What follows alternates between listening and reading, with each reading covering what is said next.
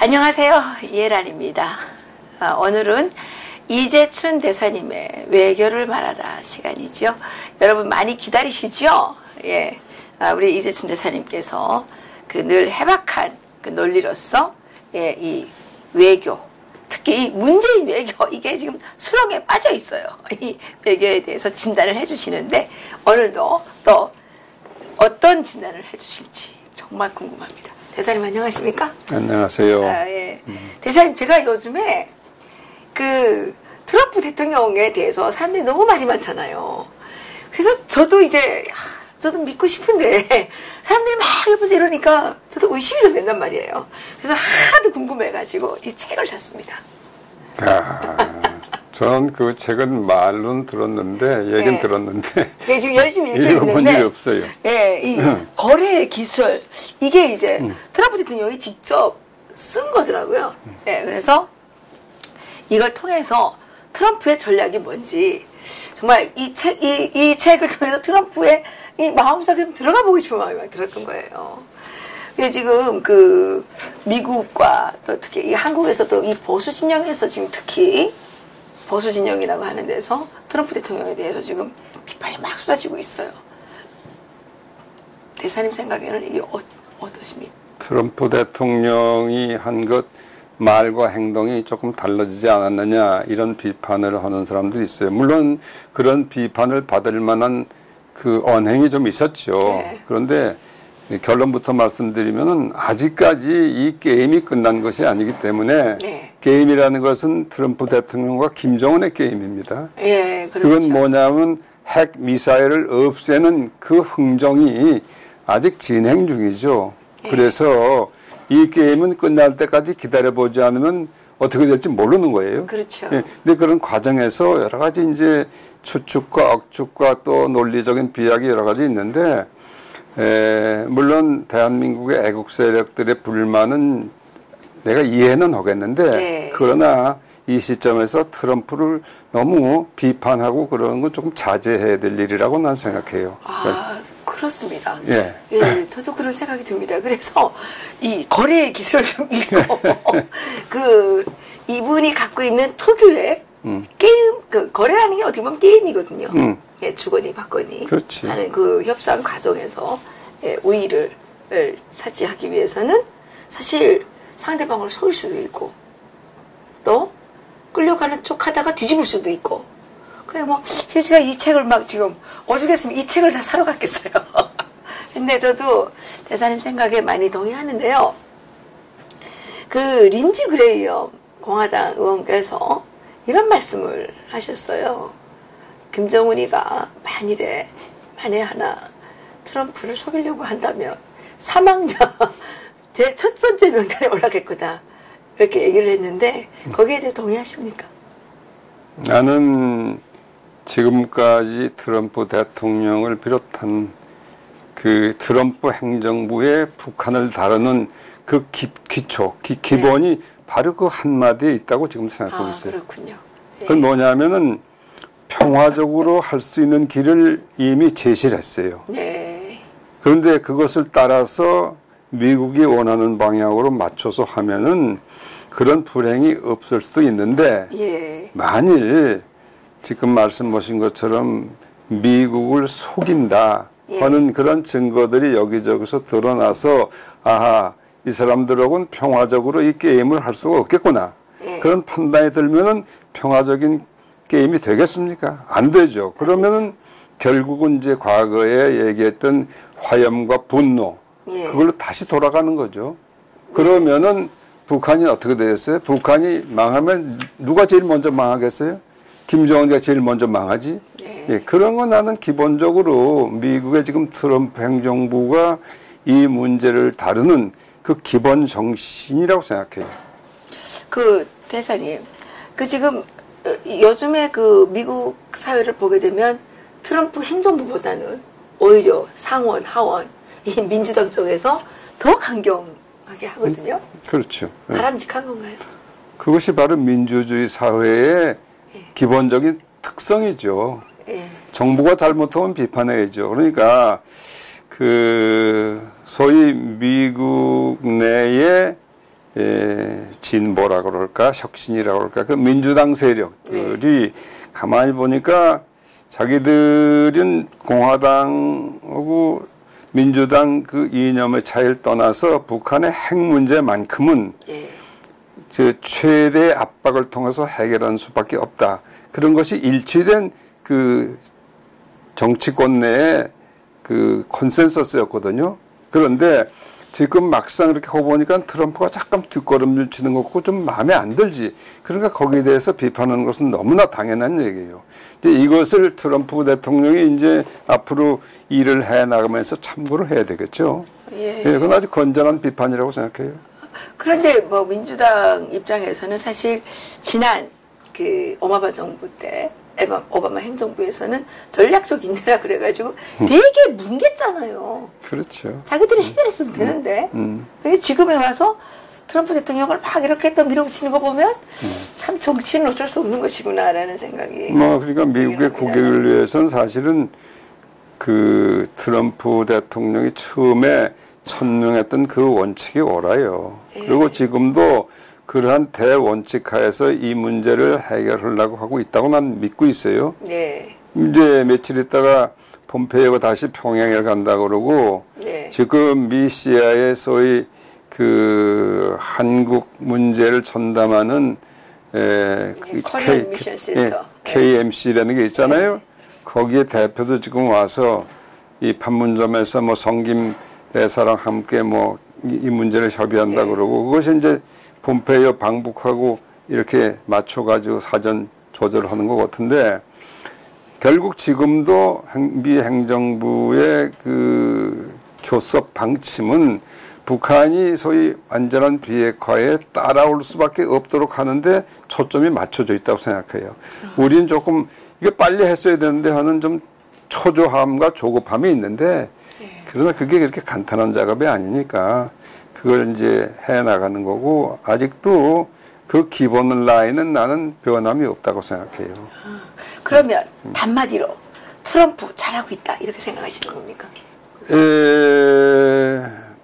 그렇죠. 잘하고 있다. 대체적으로 잘하고 있다. 그런데 대사님 우리가 뭐 트럼프 대통령을 걱정할 때가 아니고 지금 대한민국이 걱정이거든요. 그렇죠. 그런데 지금 우리 정부는 이게 어떻게 하고 있는 겁니까? 이게 도대체 제대로 하고 있는 건 맞는 겁니까? 제대로 못하고 있으니까 우리가 답답한 거죠. 그러면은 미국 그 트럼프 대통령을 위시한 정부의 정책이 일관성 있게 이제 북한의 완전한 비핵화를 위해서 움직이고 있는데 그럼 우리가 미국하고 힘을 합쳐서 그 일을 촉진시키는 일을 해야 되는데 그리고 그것은 바로 미국하고 보조를 맞추는 것뿐만이 아니라 UN 회원국 전체가 안보리를 통해서 북한의 대북 제재를 하고 있지 않습니까?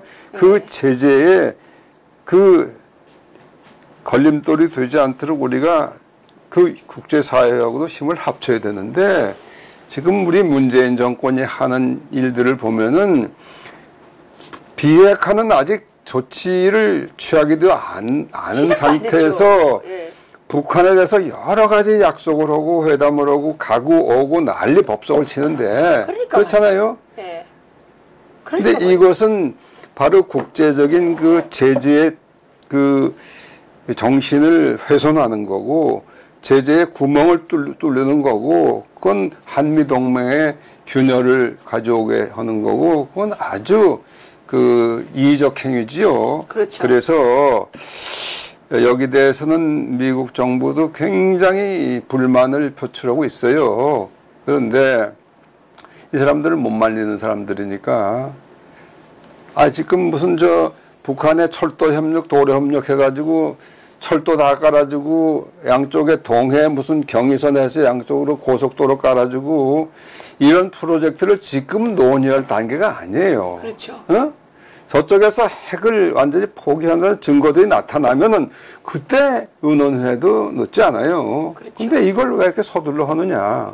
예. 애가 아직 크지도 않았는데 결혼해서 애 낳을 생각을 하고 있는 거예요. 아, 그렇지. 예. 그래서 지금 뭐 그래요. 애 옷 다 사고 난리 법석을 하는데 예. 아직 애 배지도 않았는데. 그러니까 애가 지금 크지도 않았어요. 아니 크지도 않아 배지도 않았는데. 맞아요. 그런데 예? 지금 난리가 나고 난리 있어요. 치는 거니까 이게 참 한시목이 짝이 없고 이렇게 보면 대한민국 망하죠.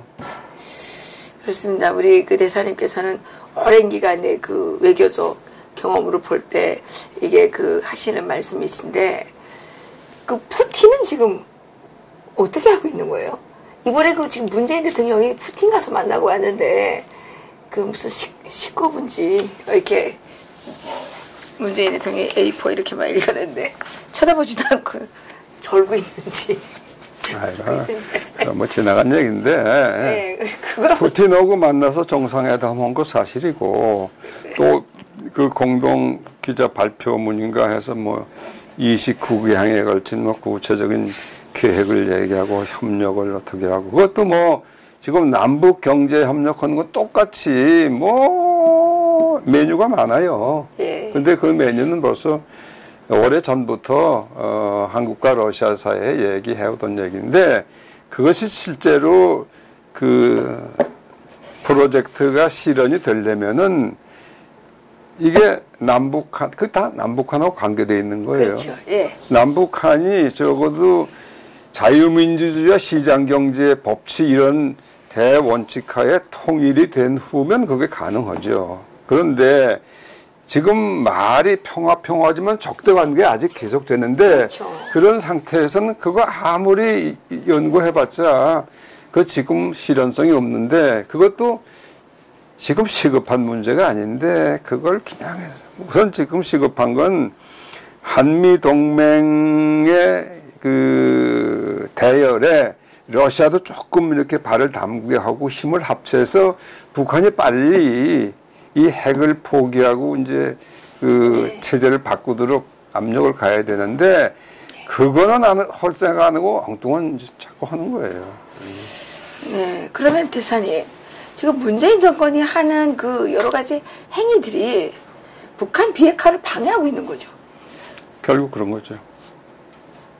보세요. 최근에 NIT, 뉴욕타임스, 워싱턴 포스트지 뭐 여러 미국 신문에서도 나오고 소위 미국의 정보기관들이 DIA라든지 CIA 이런 데서 북한이 만들어 놓은 핵이 근데 뭐 65개라고 난 그 숫자는 확실한지 모르겠지만 하여튼 그런데 지금 몇 개만 이렇게 하고 나머지는 다 숨기고 네. 그리고 실제로 이 우라늄 농축을 계속 해가지고 네. 핵탄두 만든 원료를 계속 증가시켜 간다 이런 거 아닙니까? 네, 예. 예?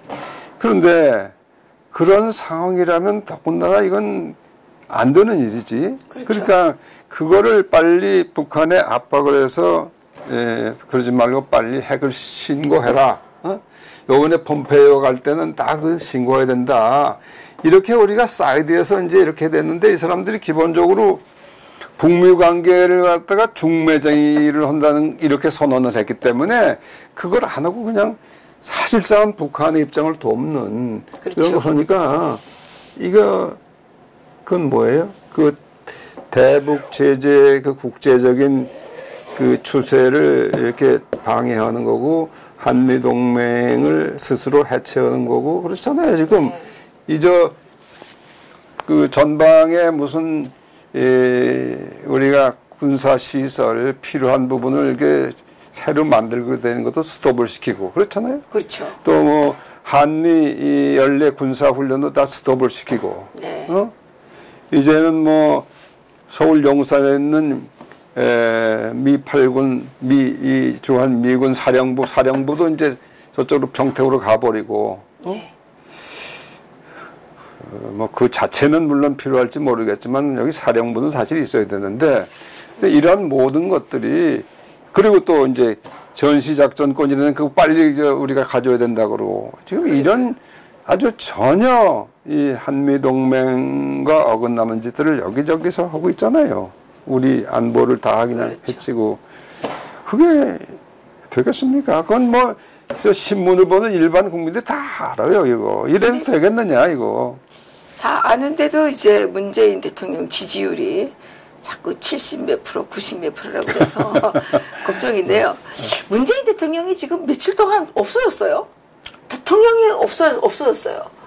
대통령이 없어졌는데 그거 이제 앞으로 이제 그것도 조사위원회를 만들어서 조사해야 되겠죠.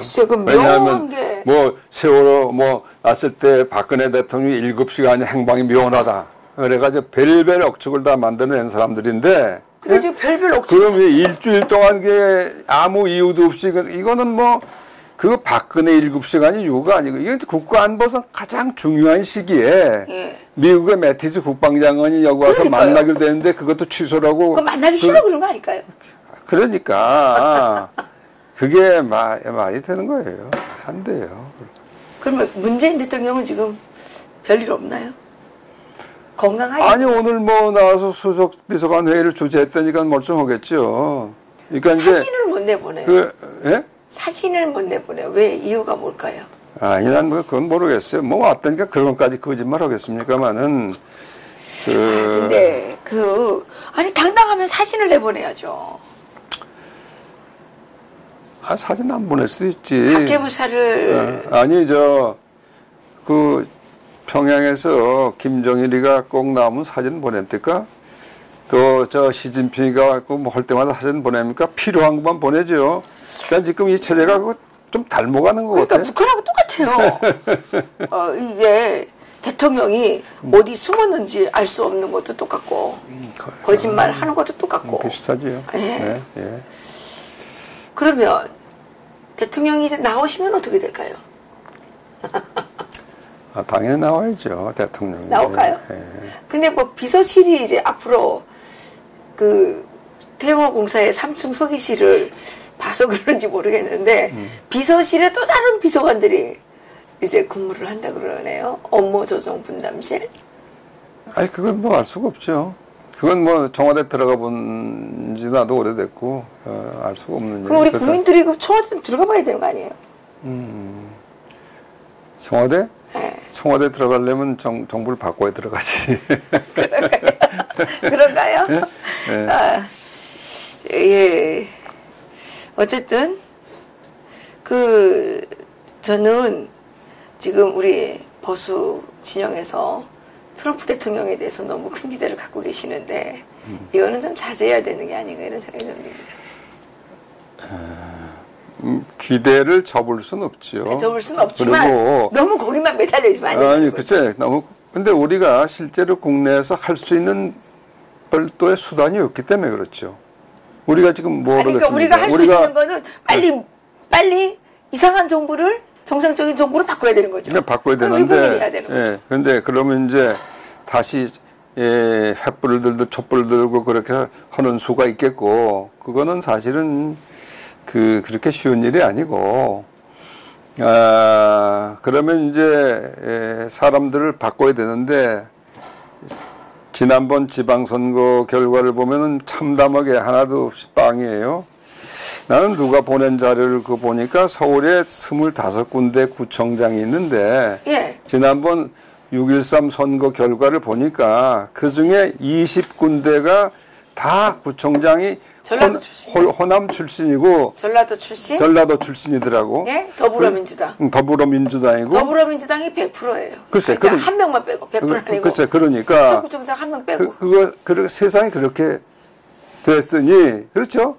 그러면은 2년 후엔 우리가 국회의원 선거, 총선거를 하는데 또 2년 후에 그렇게 되면은 전라도 사람들이 그렇게 되면은 대한민국은 이제 없어지는 거예요. 이제 헌법 개정을 그냥 해요. 고려 연방이 되든지 무슨 자유를 빼든지 무슨 뭐 전교조를 다 세우든지 이걸 헌법 바꾸게 돼 있어요. 그러면. 그 대사님은 어디 출신이세요? 다 전라도 사람들만 다 해가지고 이거 이제 전라도에 아니, 시골 세탁하러 가야 되는 거 아니에요? 나는 그래서 내가 그 카톡에다가 그걸 이렇게 보고선 코멘트를 달았어요. 아, 이거 서울특별시가 아니라 호남 직할시구나. 호남 직할시. 예. 그러네요. 그렇게 내가 이제 달았는데 거기에 대해서 뭐 아무도 물론 반응한 사람은 없어요. 그런데 그러니까 우리 국민들이 깨어야 된다 이거죠. 근데 서울에 그렇게 호남 사람들 많이 사나요? 뭐 나도 놀랐습니다마는 그게 그 민심에 광풍이 불었죠. 그걸 전부 드루킹이 그렇게 했다고는 볼 수 없고. 그 민심은 그러면 다 전라도 민심인가요? 글쎄, 그러니까 전라도 사람들 우리나라의 종인가요? 그 광풍이라는 건 뭐냐면은 그 발생지가 있잖아요. 광풍이 좀 그렇죠. 어금한 바람이 있죠. 이제 있죠. 광풍이 되는데 그 광풍의 그 발원지는 호남이 아닙니까? 그런데 그것이 이렇게 하다 보니까 이게 전국에 그걸 휘몰아쳤죠. 그러니까 이건 굉장히 그 비이성적인 그 국민들이 다 됐다 이거예요. 그런데 아니 그래도 우리나라에 호남 인구가 도대체 몇 명이나 되는 그렇죠. 그러니 보세요. 그러니까 말이 안 되는 거잖아요. 우리가 2년 후에 이제 그렇게 광풍이 불면은 거기는 남아날 수가 없는 거예요. 광풍이 불면 여기 조그만 나무 하나 서 있어도 나는 독야 청청한다. 그게 100일 수 있죠. 그건 지 나무가 잘못된 게 아니라 광풍 때문에 다 넘어가는 거죠. 그러니까 지금 이렇게 아주 대한민국 건국사 가운데 정말 이런 현상이 거의 없었어요. 내가 경험한 바에 의하면. 예. 이런 광풍이 불고 있으니까 우리가 그래도 바랄 것이 트럼프 대통령, 그 트럼프 행정부, 이 김정은이 저 체제를 어떻게든지 바꿔가지고, 핵을 버리게 하고, 모든 그 대량 살상 무기를 포기시키고, 북한의 인권이 살아나게 하고, 이런 걸 다 하려면은 그 체제가 완전히 바뀌어야 되겠는데, 그 우리 한국 사람들이 그 힘이 없으니 지금 요만한 한 가닥 시로라기 같은 희망을 트럼프 행정부에 걸고 있는 거죠. 그러게요. 그러니까 거래의 기술 열심히 보겠습니다. 그래, 그나마도 우리가 트럼프는 안 된다 이렇게 하면 희망이 없는 거야 지금. 지금은. 그래요. 그러니까 그 너무 트럼프 대통령 손가락질을 하고는 건 우리가 좀 자제할 필요가 있다. 네, 그렇죠. 그리고 우리가 해야 될 일을 찾아서 해야 되겠죠. 그러나 이 광풍이 불고 난 후에는 조용한 아침바다가 또 있는 것입니다. 그래요. 예? 네. 예. 그래서 이제 광풍이 불었다는 것은 그 고요한 아침바다가 이제 나타날 드러날 시기가 가까워진다는 뜻이죠. 예. 그러니까 우리 이해란 박사나 나나 거기에 또 희망을 가지고 알겠습니다. 열심히. 맞습니다. 예, 오늘 대사님의 그 말씀이 우리에게 희망을 주시는 것 같습니다. 광풍이 지나간 후 고요한 아침바다에 밝은 태양이 떠오를 거라는 확신. 그거죠? 이건 정확한 말씀이에요. 그것은 바로 자유의 새 아침이 될 거라고 생각을 합니다. 대사님 오늘 고생 많으셨습니다. 네, 고맙습니다. 감사합니다. 네.